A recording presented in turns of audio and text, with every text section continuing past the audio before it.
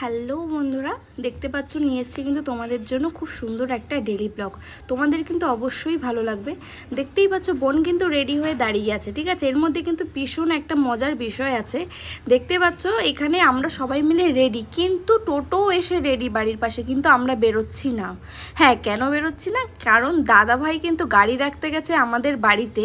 কারণ এই বাড়ির পেজটা যেহেতু অনেকটা ছোট, তো গাড়িটা এখানে রাখলে সমস্যা হয়, তার জন্য আমরা এই বাড়িতে গাড়িটা ফাইনালি রাখিনি।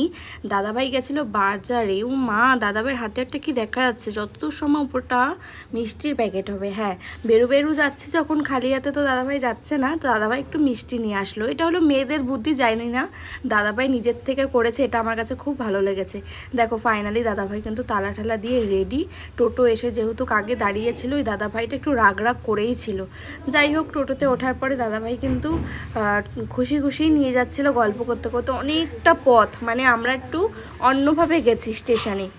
আমরা কিন্তু তাহিরপুর স্টেশন থেকে যাইনি, এটা হচ্ছে ফুলিয়া স্টেশন, দেখতেই পাচ্ছ। আর আমি ফার্স্ট টাইম এই ফুলিয়া স্টেশন দিকে ট্রেন ধরলাম, কারণ এখান থেকে নাকি ট্রেন ধরলে ট্রেনটা পুরো ফাঁকা পাওয়া যায়।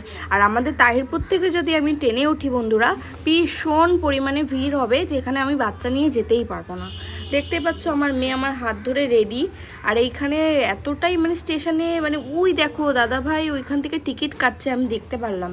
তো ওখানে একটু ভিডিওটা কিন্তু ক্যাচ আপ করেই নিলাম, ঠিক আছে। আর আমরা স্টেশনে খুব বোর হচ্ছিলাম অনেকক্ষণ। মানে আমরা আগে ঢুকে গেছি, ট্রেন অনেকটা লেট। কি করব, বসে বসে একটু কিছু খাবো। এবার কি খাবো, একটু ছোলা মাখা নিয়ে নিলাম। ছোলা মাখা খেতে খেতে একটু আড্ডা দিচ্ছিলাম, দিতে দিতে দেখছি হ্যাঁ ট্রেনের খবর হয়ে গেছে, ট্রেনটাও ঢুকে গেল। দেখো যা ভাবলাম তাই, ট্রেনটা যখন ঢুকলো আমি কিন্তু ভাবছিলাম যা লেডিসটা কিন্তু পুরো ফাঁকাই চলে গেল। ভাবলাম ফাঁকায় ফাঁকায় যাব, সেটা আর হয়ে উঠলো না। সেই ভিড়ের মধ্যে উঠলাম, যেহেতু দাদাভাই আছে চিন্তা নেই। ট্রেনে করে যাচ্ছিলাম, দমদম নামলাম। দমদম থেকে কিন্তু বন্ধুরা মেট্রো ধরে যেতে হবে। মেট্রোর টিকিটটা সম্পূর্ণ একটু অন্যরকম করেছে, আগে কিন্তু ছিল কয়েনের মতন, ওটা বেশি সুবিধা ছিল। এটাও যাই হোক, এটা সময়ের সাথে সাথে তো সব কিছু চেঞ্জ হয়, তো এটাও চেঞ্জ হয়েছে। তো যাই হোক, মেট্রো ধরবো। মেট্রো ধরে যাওয়ার সময় একটা কথা মনে পড়ছিল যে কত তাড়াতাড়ি পৌঁছাবো। মানে প্রচণ্ড পরিমাণে ঘাম হচ্ছিল, আর এত পরিমাণে গরম পড়েছিল সেদিন। আর সারাদিন প্রচণ্ড পরিমাণে রোদ্দুর ছিল, একটু একটু করে বৃষ্টি, একটু একটু করে রোদ্দুর।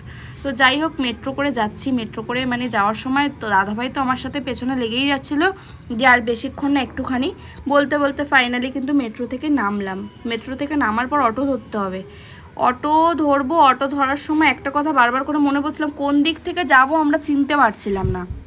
কারণ অনেক দিন আগে এসেছিলাম মামি বাড়িতে, তো মামি বাড়ি যাওয়ার সময় বারবার মামিকে ফোন করছিলাম। মামি ফোন করে বললো এইভাবে আয়, চলে আসলাম এইভাবে। আর দেখো রাস্তা পার করতে গিয়ে দাদাভাই ওরা সবাই চলে গেছে, আমি কিন্তু পুরো একা পড়ে গেছিলাম। আর আমি আসতেই পারছিলাম না, আমাকে ওরা কিভাবে স্বার্থপরের মতন ছেড়ে দিল। আর আমি একা একা স্বার্থপরের মতন এসে ওদেরকে অনেকটা বকাঝকা করিয়েছি যদিও বা, তারপরেও দেখো আমি রাস্তাটা মানে বের হতেই পারছিলাম না, ওরা আমাকে একা রেখে দিয়ে চলে আসলো। ওদেরকে অনেক কিছু বলেছিলাম, আধ ঘন্টার মতন ওদের কারোর সাথে আমি কোনো কথাই বলিনি। যাই হোক, আবার ওখান থেকে অটো ধরলাম। অটো ধরার পর ওখান থেকে সব ডিল করছিলাম, কত নেবে কি বৃত্তান্ত এইসব বলে, মানে ঠিকঠাক যাচ্ছি নাকি সব আলোচনা করে আমরা সবাই মিলে কিন্তু টোটোতে চাপাচাপি করে বসেছি একটুখানি জায়গায়। কারণ অটোর নাকি রুলস আছে যে সামনে দুজন, পেছনে তিনজন চারজন এরকম করে। তো দেখো বন্ধুরা, চাপাচাপি করে বসে গেলাম, কিন্তু প্রচণ্ড পরিমাণে টায়ার্ড লাগছিল। মানে কতক্ষণে বাড়ি পৌঁছাবো, বাড়িতে পৌঁছে যাওয়ার পরে যে একটু মানে রেস্ট নেবো, হাত মুখ ধুয়ে একটু শোবো, সেটাই মাথার মধ্যে ঘুরছিল। আর তার মধ্যে দেখো বন্ধুরা, এত সুন্দর একটা জিনিস, সবাই বাবা তারকনাথের মন্দিরে যাচ্ছিল। দেখো রাস্তার মধ্যে কিন্তু এসব দেখতে দেখতে ফাইনালি কিন্তু আমরা বাড়ির দিকে পৌঁছেই গেলাম, মামির বাড়িতে, ঠিক আছে। দেখো বাড়িটা চিনেও গেছি আমরা, সুন্দরভাবে পৌঁছে গেছি, তো স্বস্তি মিলেছে, ঠিক আছে। এখন মানে এক্সাইটেড, বাড়িতে এসছি, এতদিন পর মজা করব, আনন্দ করব। ভাই ওরা সবাই ওয়েট করছিল, অপেক্ষা করছিল। দেখো বাড়িতে চলে এসেছি। এই দেখো আমার মেয়ে কিন্তু সবার আগে পৌঁছে গেছে, ঠিক আছে। আর এই দেখে মামি ওরা কত খুশি, কত আনন্দ মজা করছিল। আর ওরা অনেক অনেক রান্না করছিল বলে আমি একটু গিয়ে হেল্প করে দিলাম। তো বন্ধুরা, ভিডিওটা কেমন লাগলো অবশ্যই কিন্তু কমেন্ট করে বলো। টাটা।